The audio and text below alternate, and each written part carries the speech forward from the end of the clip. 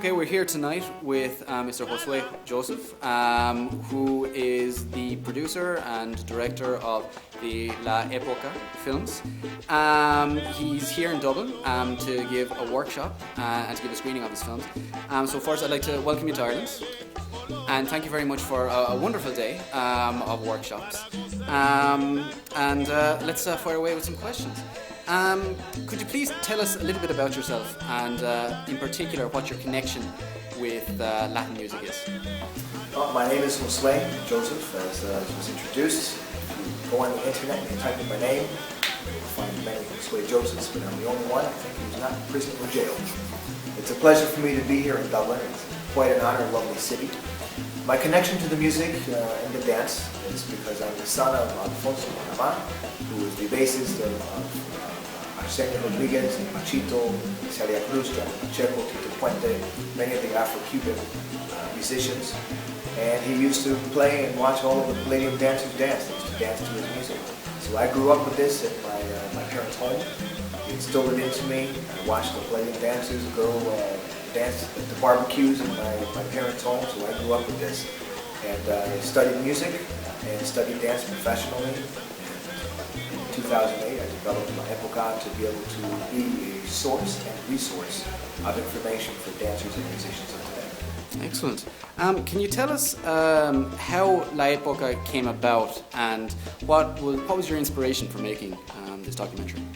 The main inspiration behind La Época was first to give honor to the musicians and dancers who contributed their lives to the art and keeping it alive. That's number one. I remember when Tito Puente died, I remember I was asked a question. He said, "I don't know when you filmed that." And it really, that was when the seed was planted. And when Celia Cruz died, 2 weeks earlier, she had agreed to be a part of La Época, but I missed that boat. And I decided at that moment I did not want to miss any other buses or boats. So I got on and I started calling all of my father's friends, Pacheco and anyone else, Cachao, and eventually the doors opened up and many people started coming to me and to be interested in what I was doing, because it's really about valuing what I did. Valuing what the musicians did, and that was very important in all that I have done. And all of the great artists of today, Torres, Frankie Martinez, Oliver Pineda, all of them, they contribute wonderful, wonderful work. So my inspiration was really to keep alive the tradition, but most importantly is to keep alive the connection between the body, the movement, and the music. Excellent. In your first film, La Época, you talk in particular about the Palladium era. Could you tell us a little bit about it and why the Palladium era is so important? The Palladium era is very important because that is where the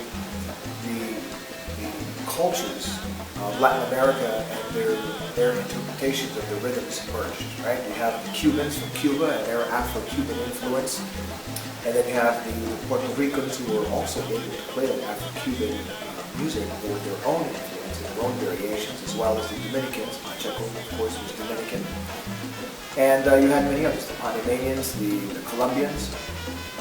They contributed in very large part to what happens in Salsa. Right? Salsa is really originally from New York because of the roots that come from Cuba, Puerto Rico, the Dominican Republic, and all of the other elements, of course, going back all the way to Congo and parts of West Africa.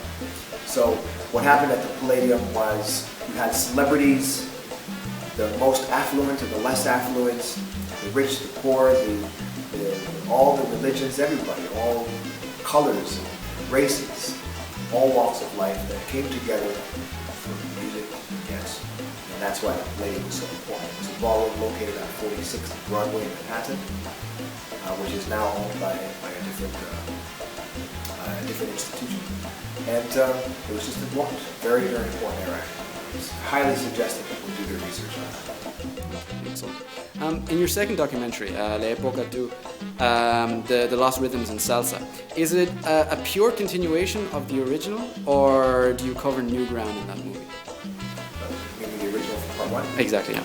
Okay. Part two is called The Lost Rhythms in Salsa, which is, it's not a sequel, it's actually just a completely different concept altogether.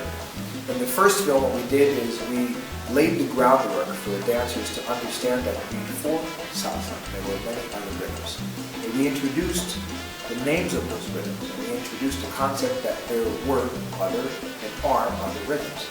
But we didn't go into detail about what those rhythms were or sounded like. We also introduced into that first film the history.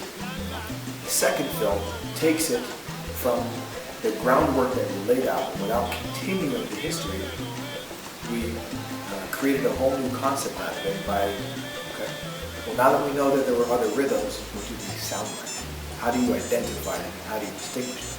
So absolutely, you can watch part 2, La Época, The Lost Rhythms in Salsa, and understand it without having first watched part 1, the Palladium Hour. But for a full scope, for full depth of understanding, I would highly suggest getting the book. Absolutely. Making these two documentaries, what have been your high points and your low points? Very good question. The high points of making my films, or I should say, just the whole concept of it, first was the resistance that I felt earlier on. I came out at a time, I don't think any time is a good time.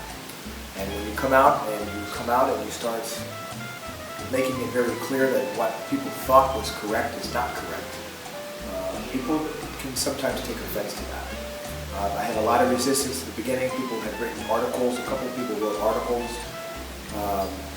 They claimed that they knew what they were trying to educate people, but really they were just a bunch of potentiators who were insulted that anybody could disagree with what their concept of salsa was. There was a lot of people who were very upset that the old schoolers could even say that what they're doing today is a betrayal of what they did.